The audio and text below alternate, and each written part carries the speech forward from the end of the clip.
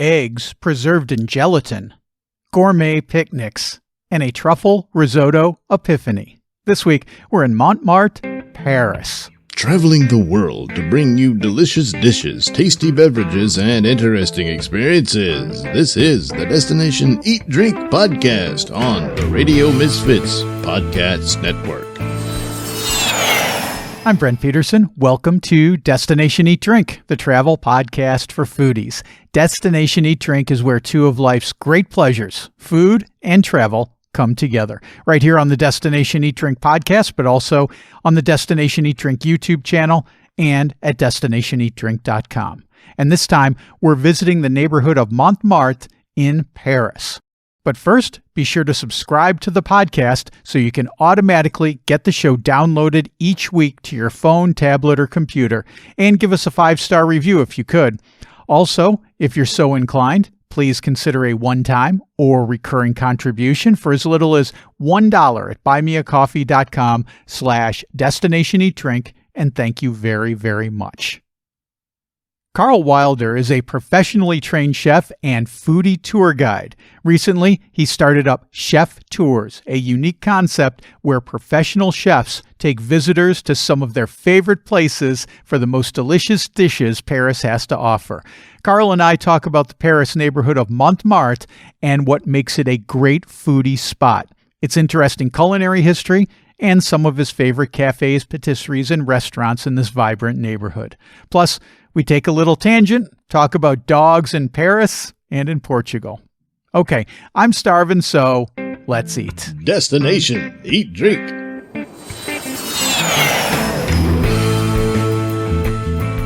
Karl Wilder from the Chef Tours in Paris. Welcome to Destination Eat Drink. Looking forward to talking to you about some great Paris food.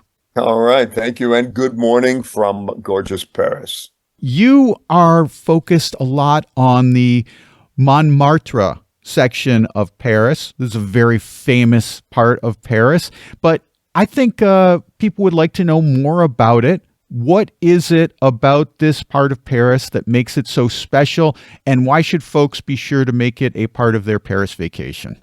Well, Montmartre has a fascinating history in that it was not a part of Paris until late in the 1800s.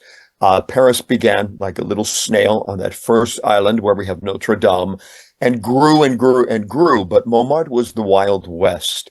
It was the district that people went to for debauchery early on. It was the site of the majority of the whorehouses. And then many of those women who were not educated but were not unintelligent opened up restaurants, stores, chocolate shops, etc. As they got into their later years, they became the first merchants of Montmartre, and Montmartre became known as a food and a shopping district. There are still people who live in other parts of Paris who go to the markets in Montmartre because they think they are better, the water is better, and the bread is better. I can't attest to any of this because I live in the 12th and I think everything is great here. What a fascinating history. So when do you think this actually started, this reputation of Montmartre having such excellent food? The reputation for Montmartre having some of the best food in Paris began late 1800s. And many of the establishments, including the Jacques Jourdain butcher shop, are still there 100-something years later. So it became a destination dining place. If you can't be excellent, you will not live in Montmartre. You'll end up closing. And I've seen a lot of chain restaurants try to come in, and burger places and things like that along Rue Le Pic lasted 6 months. People don't want that there. Oh my goodness. I love hearing that, because one thing that drives me crazy when I travel is when I go around and I see a line out Starbucks, and then there's an excellent coffee shop right down the road, and there's not nearly as many people there because they don't serve the Frappuccini, double foam, whatever. There's a Starbucks on Blanche, near Blanche Station, right next to a Five Guys. And the Americans will line up at the Starbucks when they're surrounded by excellent coffee. I don't understand it. Tell me a little bit about the Chef Tours. This is your food tour company, because you, Karl, have a little bit of a different concept than other food tour companies that I talk to. Yeah, and I've worked for those companies. Just so you know, I began my career in food tourism with Secret Food Tours, and that's sort of I don't want to call them a bottom feeder, but they tend to appeal to the masses. They are tours for people who've never traveled, who want to get a tasting of the top five, things in wherever, Austin, Texas, for instance. And I worked for them until the lockdowns, and then I went to work for Eating Europe and help them recover from their lockdown situation. And they're a little bit more upscale. Then I got a call from Chef PJ, who also worked for both companies. We've worked together for almost a decade now, saying, I'm going on my own. I want you, come to Paris. So I did. We've been friends for a long time. I said, okay, what do you need? And we incorporated a new company. We are expanding into a couple of cities this year. We're keeping it very tight because everyone that works for us will be a partner. We're not bringing people in as guides or as employees. They will share in the profit and they will share in the work because there's a lot of it. And we're only working with chefs because chefs have a different passion, a different in-depth knowledge of the city. You can taste a croissant, taste a macaron, taste a baguette on a typical tasting tour. But for instance, with PJ, you spend a day as a French person.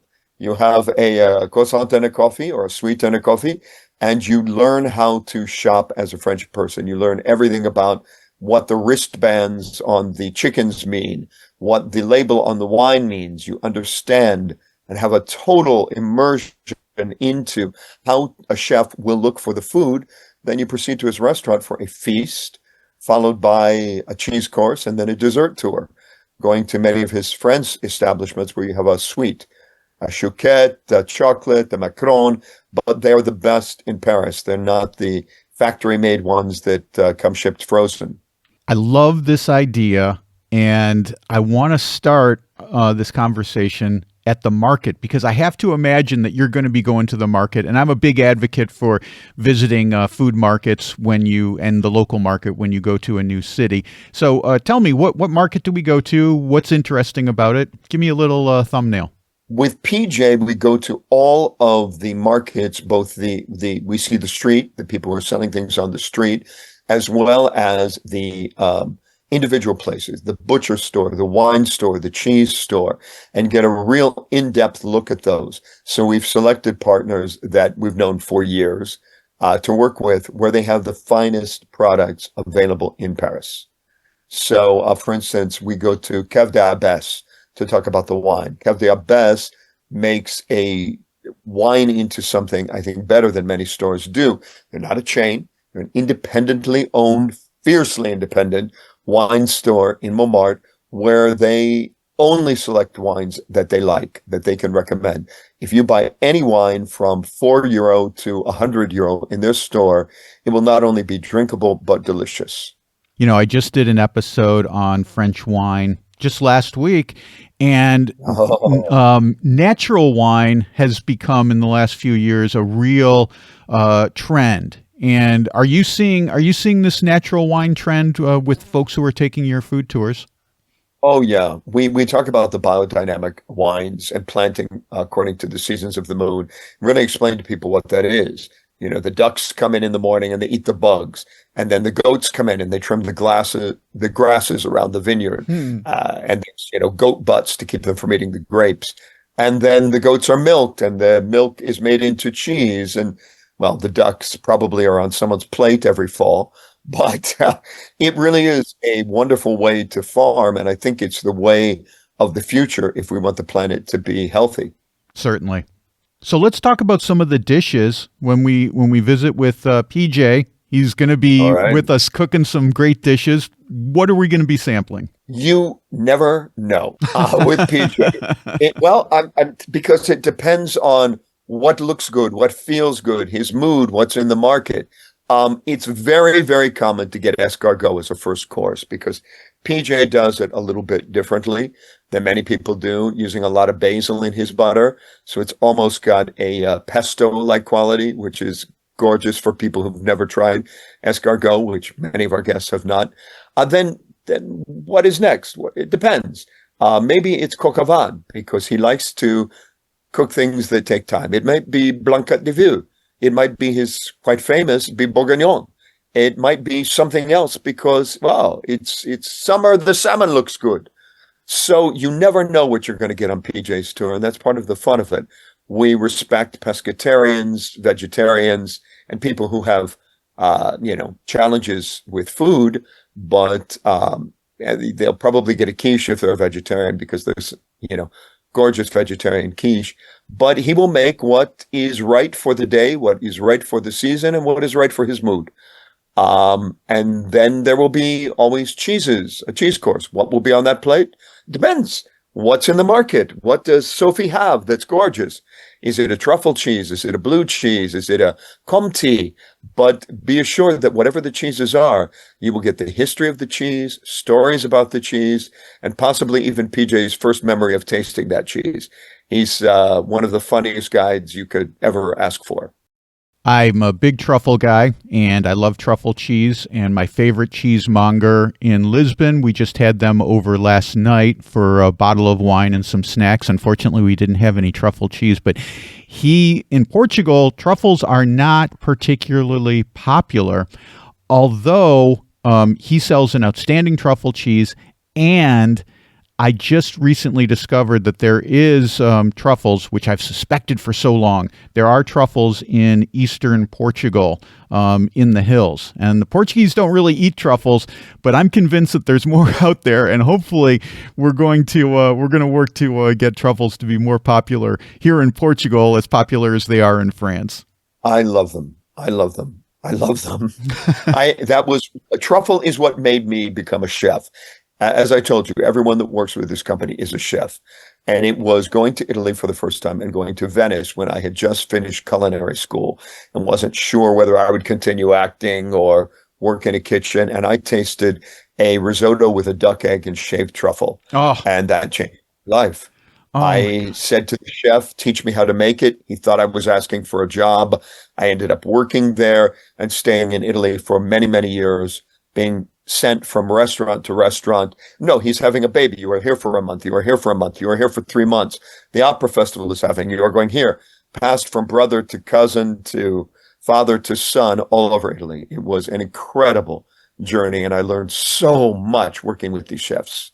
It's funny because when you talk to folks who are really into food, they inevitably have this food epiphany, and you had the food epiphany with the risotto with duck egg and truffle. I had a truffle epiphany years ago in Croatia. My girlfriend and I were driving, and we saw these huge tents set up, and it said Truffle Festival. It was November in Croatia, which is truffle season, and I did a U-turn, €5, or the equivalent of $5. They weren't on the euro at that point. $5 equivalency to get in. All the wine you could drink and all the truffles you could sample. And if you wanted bigger dishes, you would pay for those. And that was it for me when it comes to truffles. That would be heaven for me. I'm thinking maybe I'm going to Croatia this fall. Really? Okay. Well, I decided I would go because that's how much I love truffle. Yeah. Yeah, you inspire me. I've gone to Croatia in the summer because the beaches are gorgeous. Yeah. Well, in the northwestern part, in the peninsula of Istria, that's the truffle hotbed. And that's where Giancarlo Zagate found at the time the world's largest truffle. It was like a 3-pound truffle that he found, and he used that to springboard into his now truffle empire that he has in Croatia. It's pretty extraordinary. So, man, I love truffles. So let's get back to some French dishes, some dishes on your tour. Now, I think folks have heard of beef bourguignon and coq au vin, but maybe they don't know exactly what it is and what makes a good one as compared to a fair one. Can you describe these dishes a little bit? Sure. Beef bourguignon is beef that is slow cooked in wine from the Burgundy region, so it would be a Pinot Noir. And that's essentially it. And then individual chefs are like mamas in the house. Some people add a little bit of lardon. Some people add mushrooms. Some people add a little celery and carrot. Some people put the mirepoix in and then take it out. But it's slow cooked beef in wine, essentially. Those are the absolute ingredients that you must have. what kind of wine would we then pair with that? It would be a Burgundy wine, of course. Well, yeah, we usually do two wines so that people can see the differences. One of them is often a Languedoc wine, which has a lot of those same qualities. We have a good deal with the Jeff Carell winery in the Languedoc region, and he does a double extraction wine. So he lets the grapes, it's almost double strength. So it's like the best Bordeaux you've ever had in your life. Love it. And the now I want wine, and it's done in the morning. I know it's a little early, but you know what? What the heck? Live a little. And then coq au vin. What is it exactly?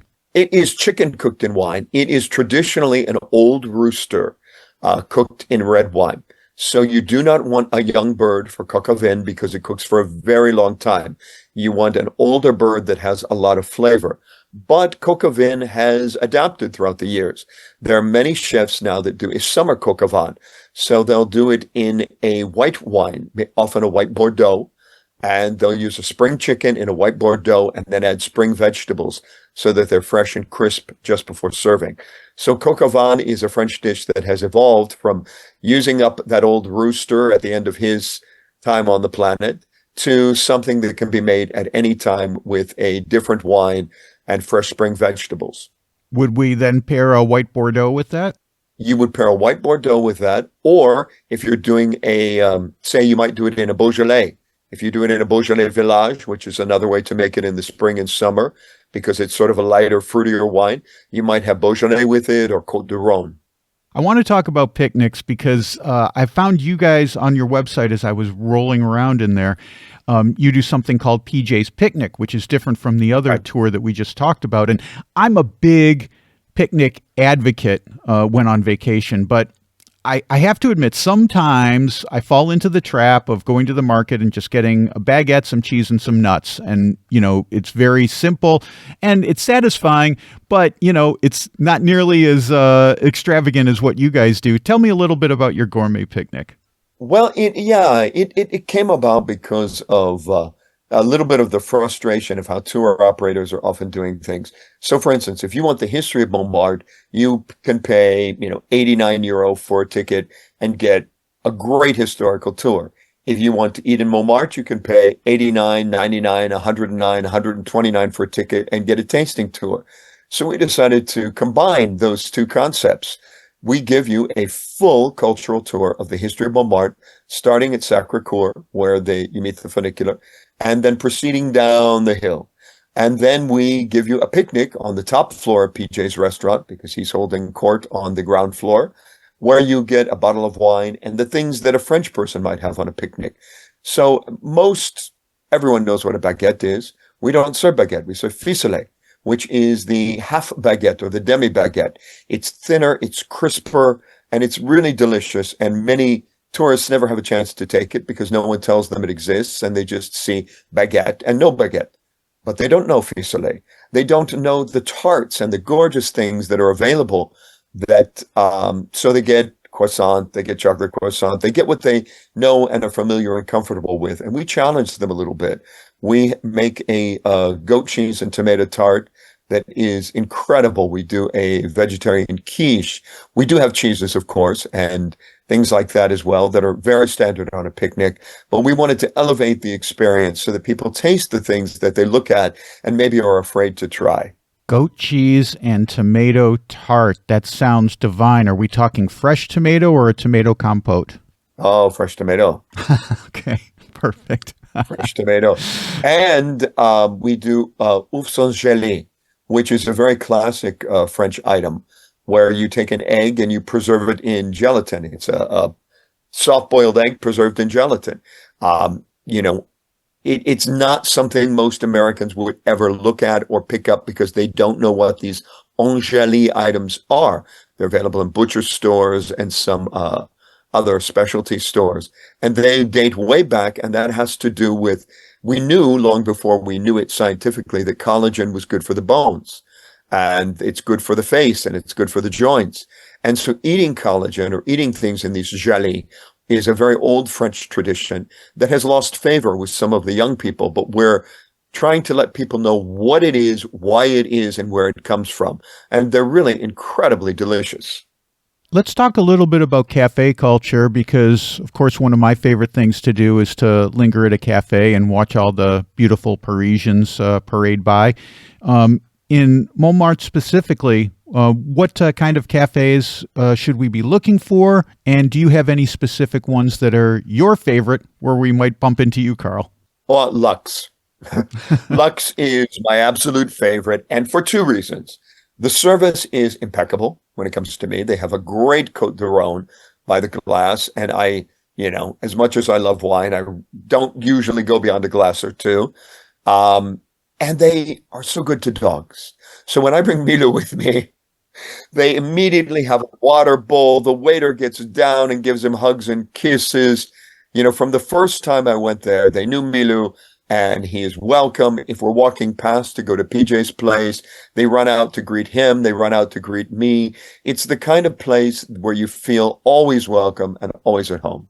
I love the dog friendliness. Portuguese here, they love their dogs. And my buddy Carlo, who's actually opening a restaurant here in our city right now, he has a dog, an Aikido, and that Aikido is like the mayor of our city. When he goes for a walk with him, he walks him off leash, which is very common here in Portugal, and he'll run in by himself into each shop and greet the owner, and then maybe do a lap around the shop, come back out, and then we continue on our walk to the next place, and he'll do the same. Everybody knows him.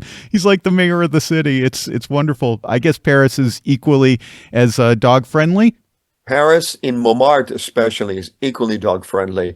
Everyone knows Milou. Everywhere I go with Milou, Milou, Milou, Milou, he's greeted long before I'm acknowledged. And that's absolutely the way it should be. He's a Boston Terrier, personality plus. Oh, I love the terriers. Oh my goodness, I love the terriers.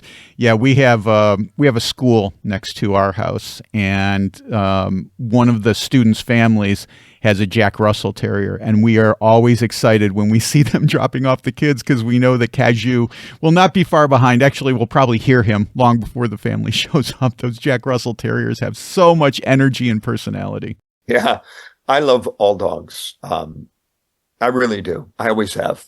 Me too. Anything else that we should be sure not to miss in Montmartre as far as attractions go? Yeah, there are many attractions in Montmartre. Everyone knows Sacré-Cœur, but I would encourage people not to just go to Sacré-Cœur and leave, which is what happens in many cases. They'll go to Rue d'Abbesse station, take the funicular, go up, look at the church, and then leave the district. We have, right next to Sacré-Cœur is the older church and the where they used to house the monks. I forget, monastery. Those are ancient buildings, and they're gorgeous to see. I highly recommend starting at Sacré-Cœur and walking in every direction, because there's a side of Montmartre, which is where I lived last winter, that has a lot of Arabic immigrants. And so they have halal butcher shops, a great street market, and gorgeous, picturesque shopping, incredible baguettes. That is a beautiful part of Montmartre. I would walk in Montmartre in every direction, or start on the perimeter and take a circle going up. Spend about 4 hours. We have some of the most beautiful homes in Montmartre. We have many, many historic things, statues of famous people. At the top of Montmartre is a winery, which we show people on our tour. Yes, there's actually wine made in Montmartre. It's not good wine, but it's made here. Every direction you walk in is beauty, is a tribute to the past. And, of course, Van Gogh lived in Montmartre. You can see where Van Gogh lived. You can see where Picasso lived. You can see where the artists used to paint. You can see where the artists currently paint. And as much as where the artists currently paint is a little bit of a tourist trappy area with the cafes there, the artists themselves, many of them are wonderful, and they will talk to tourists and they will tell them their favorite cafe, their favorite restaurant, why they live in this district, what is special about the light, why it is incredible to paint at the top of the hill. So I recommend people go there and then kind of bypass all the cafes shouting at you for business and get a little bit further out in order to eat again. And I think Moulin Rouge is in Montmartre, and very famous Actually, place. Moulin Rouge is in Pigalle on the border of Montmartre. Okay, okay, It's right there, but it's not quite in. okay. Yes, Moulin Rouge is a big attraction for people. It's not, how do I put this? If you have always wanted to go to Moulin Rouge and it is on your bucket list and you will never be happy until you see the show, then by all means, you should go to Moulin Rouge. If you want to see a great show and you're not attached to Moulin Rouge as a destination, then go to Crazy Horse. Because I'm always curious when places like this, I've never been, but I'm always curious when places like this float to the top and they make big Hollywood movies about them. You know, is this going to become a real tourist trap or not? And you give Yes, it is.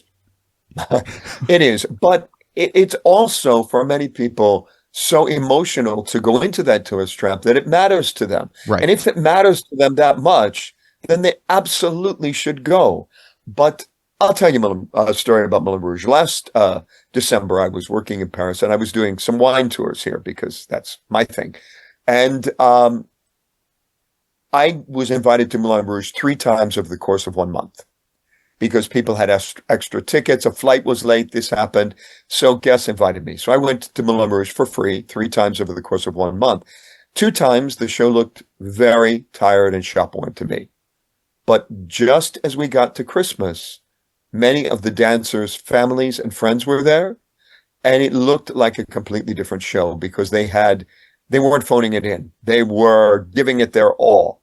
And even though it was the same show technically, it was completely different both emotionally and the skill and the care that went into it. So your advice is go on family and friends night. Well, we don't know when that's going to be. Right. Okay. So you'll either be disappointed or you'll be elated. And it depends both on your expectations and, their performance that night. Very good. Let's get back to food, and we can't leave Montmartre without talking about patisseries, treats, bakeries. Oh, man. What should we look for? Give me 1 or 2 of your favorite spots. Well, I will give you a general guide because there's a lot of patisseries, boulangeries, and bakeries that have sprung up in Montmartre. Look for the word artisan. Artisan has a meaning in France. It means that you have done the apprenticeship and learned how to do things correctly. It also means that you are not using frozen products or products brought in from other commercial bakeries. Any artisan, boulangerie, bakery, or patisserie will give you an exquisite experience. There's no best. I like many, many, many of them, but if you see them and they don't have the word artisan attached, like there's a chain out of, I don't even remember what country, that was very popular in America that has a location here. Don't go. Don't go to a non-artisan bakery because they're using frozen dough. They're using crap ingredients. They may or may not even be baking on site. And people will line up for that. There's one in Montmartre. I won't say their name because they might sue me. But they have their window filled with chocolate chip cookies to appeal to the tourists. There's another boulangerie that started combining chocolate chip cookies with croissant dough, again for the tourists. These are commercially made in a big bakery in Switzerland and flown in and then thrown into the window. Don't eat that kind of thing. Look for an artisan bakery because that means you've got a guy who did the work or a girl who did the work. And, it's not a guy making pickles in his basement in Brooklyn calling himself artisan. Right. That's the thing. In the U.S., artisan is a marketing term. It doesn't carry any legal meaning. It's so fascinating. I never knew that there was a legal, basically a legal component to artisan when you're visiting France. That's fascinating. And with a baguette, always get baguette ancienne or baguette tradition. That means it can only have yeast, flour, water, salt, no other ingredients. Perfect. The best. Okay. Last thing, we talked about cafes. We talked about patisseries. What about actual restaurants? La Mascotte. Okay. La Mascotte. La Mascotte is the seafood restaurant of Montmartre. You often have to make a reservation. We've actually been making reservations for people who are visiting the tour in July because July 4th, 5th, 6th, 7th through 14th are so packed. We're able to go in and say, okay, come on, guys. we've got a family. Can you squeeze them in? And we're getting a lot of reservations for our guests that way because they know us. But La Muscat has the best mussels and frites anywhere on earth.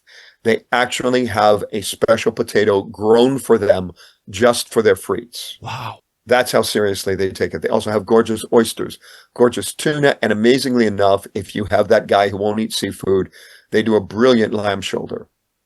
Another favorite of mine is Le Cave des Abbesses. Le Cave des Abbesses does not cook, but it's a wine store, and you can buy any bottle of wine in the store, take it to a little hidden room in the back of the store where they have gorgeous cheese plates and gorgeous charcuterie. They buy only from the best artisan, people who are making these things, and they are exquisite. That is another one of my favorites. And then I've told you about Lux. They are a great cafe. And of course, Les Petits Melons, which is PJ's place, which is open for dinner every night starting at 6 p.m. These are just fantastic recommendations, and this has been an eye-opening conversation with you, Karl, about Montmartre and this area of Paris that is very popular, but I think you've uncovered so many hidden gems and places that folks wouldn't normally be going to when they're just taking the funicular up to see the church and then going back down, or maybe just watching the sunset, and that's it. So I thank you so much for this, and I thank you for what you're doing with the chef's tours, because it is truly something unique that I haven't heard a lot of. Yeah, and we're going to be adding a chef in Budapest in July, and then also in November we are going to be going to Seville. One of my favorite places. Now that we're in Lisbon or near Lisbon, we can get to Seville very easily, and we've taken advantage of that many, many times so far. I love Lisbon. Maybe you come back and we talk about Budapest once you've gotten your feet under you in that city as well. That sounds like fun. Sure. Well, we'll have a link to to you in the show notes so that folks can book a tour with PJ and the Chef's Tours, and then in Budapest and Seville when those come online as well. Karl Wilder of the Chef Tours, thank you so much for being on Destination Eat Drink. It's been delightful talking food of Montmartre with you. Thank you. Okay, that is Karl Wilder. So many great recommendations from him. Hope you had a pencil handy. If not, I've got links to the places Karl mentioned in the show notes. And if you want to book a tour with Chef PJ, you can do so at thecheftours.com. Well, that's it for this week. Next week, we are celebrating summer with an episode all about frozen treats with Moon Mist ice cream, the best gelato in St. Louis's Little Italy, and the best treat to cool down in Palermo, Sicily. So don't miss that. Until then, Destination Eat Drink is open for business. I just posted a new video. It's about the best pinchos in San Sebastian, Spain. Pinchos are the little snacks that are kind of like tapas, but San Sebastian does them like no other place on earth. You can see that by clicking on the video tab at destinationeatdrink.com or by going to my YouTube channel at Destination Eat Drink 946. There's also a new story about a little wine town about an hour from Lisbon called Fernando Po. I share the best places to visit, several wineries, and a little organic farm. That's a great place to go by too. You can read that at destinationeatdrink.com/blog. Destination Eat Drink is distributed by the Radio Misfits Podcast Network and Ed Silla. Thanks, Ed. I'm Brent Peterson, and I'll see you down the road. Join us next week for another culinary adventure on Destination Eat Drink, a presentation of the Radio Misfits Podcast Network.